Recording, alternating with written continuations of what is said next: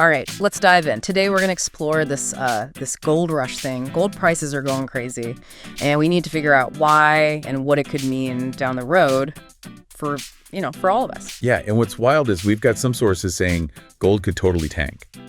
But one expert actually said it could drop by 50%. Whoa, 50%. That's a huge drop, especially with gold hitting those record highs we saw recently. Like just on March 17th this year, international gold prices hit, get this, $2,989 per ounce. Per ounce, yeah. I mean, that's a 1.70% jump in just one day. Yeah, and that wasn't just some random spike. Gold has been on this climb, this upward trend, since back in 2022. And to really understand why, we got to rewind a bit and look at what happened, like what set the stage for all this.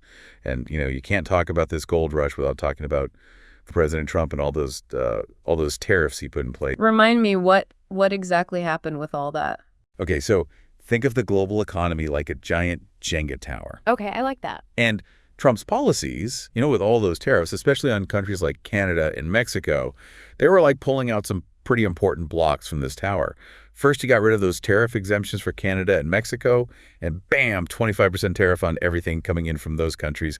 Then he was all about those reciprocal tariffs. Yeah. Basically, if another country taxed our stuff, we'd hit back with the same amount. And all this was happening even though, didn't we have trade agreements with these countries? Yeah, even with the FTA in place. He still put tariffs on imports from Canada and Mexico. And then things got even crazier when he raised tariffs on all Chinese imports to 20%. It was like this chain reaction shook up the whole global market, Yeah, there was so much talk about trade wars and the economy going down the tubes. It felt really unstable back then. Totally. It was volatile, for sure. Yeah. And all that uncertainty drove investors straight to what are called safe haven assets, things that tend to hold their value when the market gets all shaky. And gold's like the king of safe havens. So everyone was like, oh man, better stash my money somewhere safe. And they all ran to gold. Pretty much, yeah. All the market experts were saying stuff like how these high tariffs were like reshaping the global order and creating economic shocks.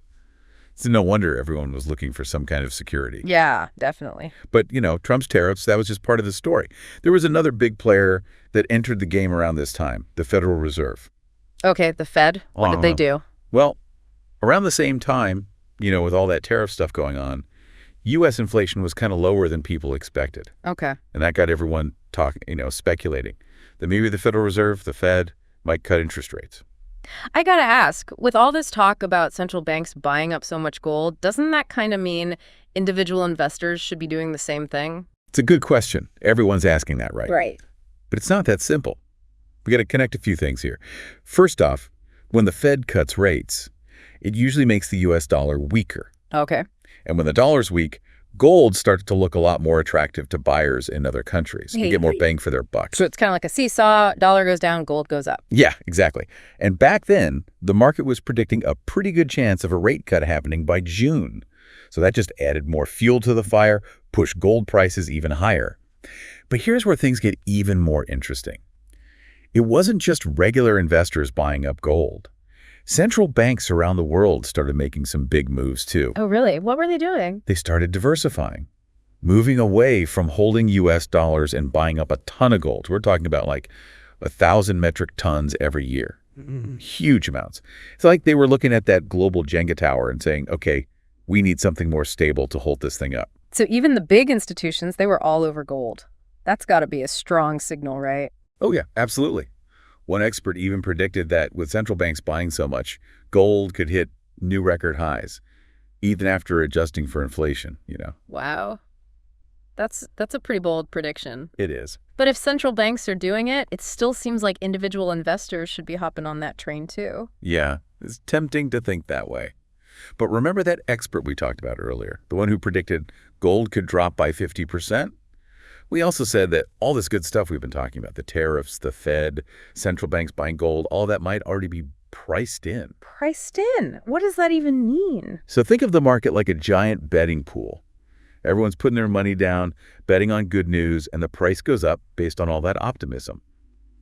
But what happens if that good news doesn't actually happen? Everyone freaks out, tries to change their bets, and the price plummets. That's a market correction. So it's like you buy a stock because everyone's saying it's going to make you rich, but then it doesn't. Exactly. And there are a few things that could cause a correction like that in the gold market. Like, what if the Fed doesn't cut rates after all? Or, here's another one, and this might sound a little weird, Trump was trying to reduce the number of federal employees, right? Well, that could actually affect gold prices too. Wait, how could cutting government jobs change the price of gold? So the idea is, if all those people who lost their government jobs end up finding new jobs in the private sector, that could make the U.S. economy stronger overall. And if the economy is doing well, people feel less of a need to run to a safe haven like gold. So the same stuff that made everyone nervous and want to buy gold in the first place could actually end up making it less attractive. That's kind of crazy. It is, right. And it just goes to show that the gold market is super complicated, lots of moving parts. What looks like a sure thing today could totally change tomorrow. So, for all our listeners out there trying to figure out what to do with all this information about gold, what's the takeaway? It does sound like a lot to think about. I mean, gold it's at these record highs. That's got to be exciting. But then there's this whole thing about it maybe dropping like a rock. What's someone listening to this supposed to do with all this info?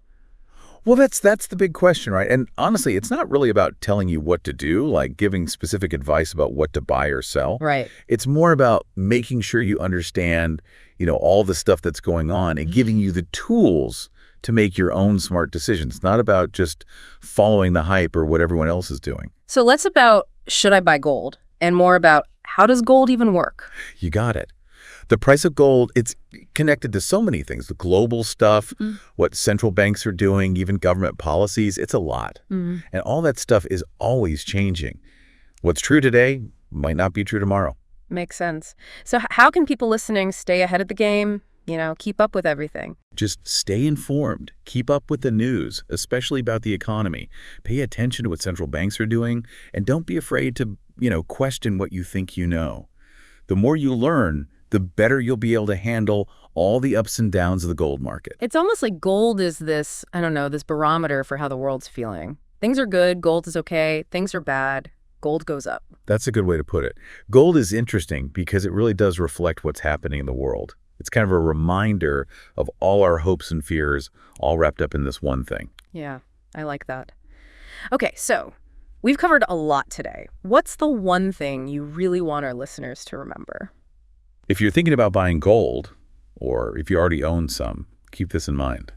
Knowledge is power, right? The more you understand what makes gold go up and down, the better decisions you're going to make. Is gold a safe bet, or is it a trap? That's up to you to decide. But just remember, the answer is probably a lot more complicated than you think. Well, that's all the time we have for today. We dug into all the stuff that's driving this gold rush, from tariffs to central banks. It was a lot. But like we learned today, the gold market's always changing. So keep learning, keep asking questions. That's what it's all about. Thanks for joining us for this deep dive.